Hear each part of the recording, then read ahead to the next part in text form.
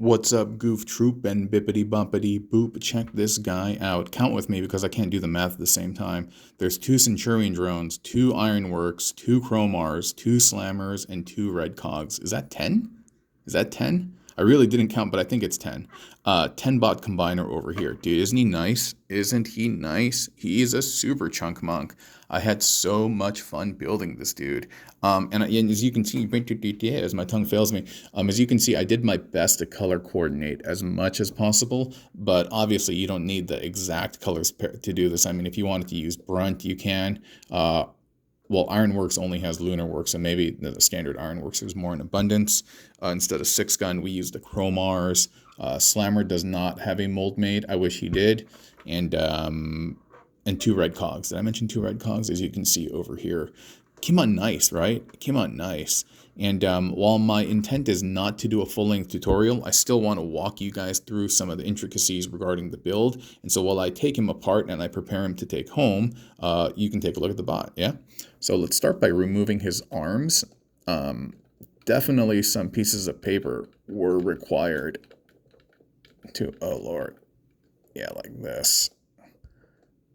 You know, the peg on Red Cog is extremely long, actually. It's much longer than any other peg that I've encountered while building, and it's perfect when you have such a long peg. In order to use it with someone like Slammer, who has this nice little shoulder socket over here. And so let me remove the arms first, and we can talk about them. I feel like this is going to end up being a tutorial, while that is not the intent. Okay, yeah, so you can see, needed to stuff that with paper. Should I move this guy to the side? Because I feel like it's going to mess up the focus. But that's all right. I'll just do my best with him in the background. No. It's harder to see. Okay, hold on. Hopefully it doesn't squeak. It squeaked. I'm going to have to cut that audio out. So here's the arm over here, right? And you can tell this is one entire Cromar. Oh, by the way, this is like my favorite part of the build. It's so stupid. See that little port over here? After I plug in this Centurion Drone's weapon, that little tab slots into Slammer's head. So dumb. So without this, and without this, and without the little pew-pew over here, the gun over here, this is one entire, what is it, Cromar. Or 6-gun. I mean, the weapons are on some of the other bots as like attachments and adornments, but this is just one bot, and I think that's so cool. Hold on for a second. Let me adjust the camera. Yeah, this is one bot, and it's so cool. You get to utilize the whole fist gimmick that the Cromar and 6-gun characters have. Do the whole splayed out fingers thing, like he's like, yo, and you have the thumb. And the second peg is actually plugged into this leg. And these 2 legs are connected together. This one is not connected up here. And then this one's just up here. Okay, I guess this ends up being a tutorial, but whatever. What's really, really great, and I don't know if this was planned, but dude, if you take Slammer's torso and he has those 2 ports there, they're perfectly or near perfectly spaced to plug into 6-gun. And dude, that's a great looking arm right there. Solid, solid, solid. And he also has like elbow bend if you want to give it to him, like a slight elbow bend. Not bad, Chad, right? Right? So that's pretty cool. And then we just kind of flip this open and we pop that little gun in here. And then, yay. Dude, I have a hankering for fried chicken all of a sudden. Really weird. Oh, and then we take Slammer's bit. We plug that in there, and that's nice, man. That's nice. So that's how both of the arms are made. The arm, the 6-gun arm, this is not the first time I have used this. I've made this before, and it's one of the great things about, constantly building. You can look back on your recipes, on your little book of recipes, and you're like, oh yeah, I know how to do that. I know how to make an arm out of that. So pretty nice. Pretty nice, Miami Vice. What else? Dude, I don't want to bring this dude back on camera because he's going to screech, but let me remove the legs. I'll do the torso last. So the legs, gee, look at all of this. The only thing I don't like about it is that it only relies on 5mm, that one little 5mm peg to connect it to the knee, so to speak. But there's so much weight bearing down on it, there's not a lot of wobble actually. Yeah. So the bottom of this, I wish, that there's that extra panel that Ironworks has. It would have been great to use it to make this flat, but it's being used to connect the top torsos. And so rather than do that, this part is kind of pressing down on the front, and that's creating the base. And this is kind of like the silhouette of the foot, and this is supposed to be kind of like a toe. And I think that came out nice. And this is just filler. Not only is it filler, it also helps when the robot kind of tilts back. It kind of supports it like a little bit.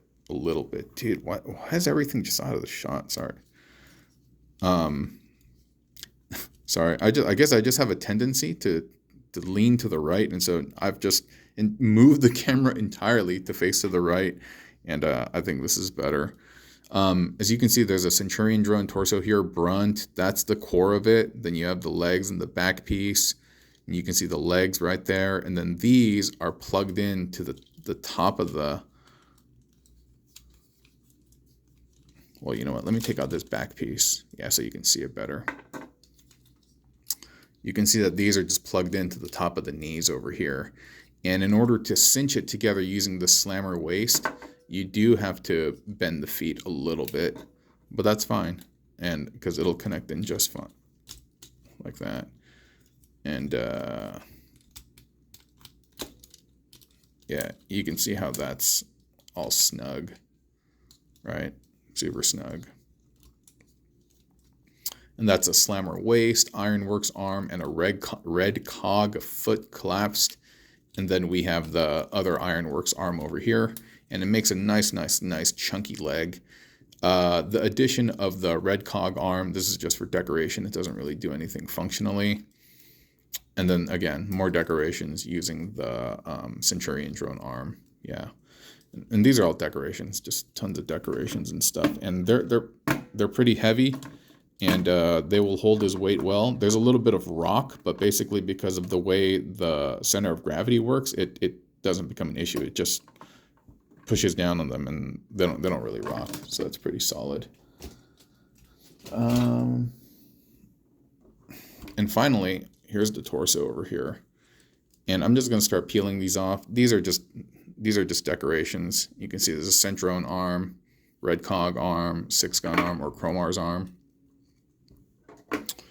A lot of these things are just decorations at this point. These are the red cog feet, and excuse me. These are the red cog legs, and what is it? They're plugged in on the opposite side. Normally the treads would be here, but the treads possess that peg, and so you can see it plugged into the Ironworks chest right there. What's really cool is that the leg, the thigh extended, fills in this like blank cavity that we have from red cog, and I think that's really nice. And here, let me move more of these decorations off. So the way the torso is connected is just these two flaps on the back. And they are connected at the hinge, and then one set connects to the bottom torso, this one, and the other set connects to the top torso as well. So you can see there's a bit of this, but the red cog legs kind of help it stay in place a little bit. And then the red cog torsos are attached to the Ironworks torso. And these are the slammer arms and the slammer back piece. You can see that they're not pressed all the way in, just because they don't have enough reach. And we do the same thing in the back as well. And so it doesn't really cinch it in place, but every little bit helps. And then on the top over here, these are just slammer's legs and slammer's shoulder armors, or not shoulder armor, but shoulders. And then they present all these like missiles, again, very decorative. And after that, you just kind of plug everything together. The feet plug into here, the arms plug into here. All the decorative stuff goes over here, and that's it. That's it. I mean, I say that's it like it's super easy, but yeah, if you have an array of weaponizers, modulators, fossilizers, the Evo fusionizers, the Junkions, or whatever, just just go mess around, go mess around with them. You may not develop something that you like, but the learnings that you get in the process will pay off later on, and everything that you do is progress, is a step towards growth. So don't be worried about, what if I don't get something cool at the end of this road, like what if it's not okay, like yeah, don't be worried about that. Yeah, just enjoy yourself, immerse yourself in the process, have fun and grow, and the next time when you attempt it, you'll be better, and so that's the one thing that can be guaranteed. Practice makes progress. It doesn't make perfect, but it does make progress. And so, yeah, continue to have fun, continue to be creative, and also, please continue to support this channel, okay? I appreciate your precious, precious gift of time. And as I mentioned before, all of our ad revenue goes to support kiva.org and unbound.org. And so by watching these videos, we are helping, you are helping change people's lives. I create the content, you consume it, and it's this wonderful, beautiful cycle, and then we can get some mana to share with some folks in need, right? Okay, everyone have a great day. And again, thank you for watching. All right, bye, bye, bye, bye, bye. Pew, pew, pew, pew, pew.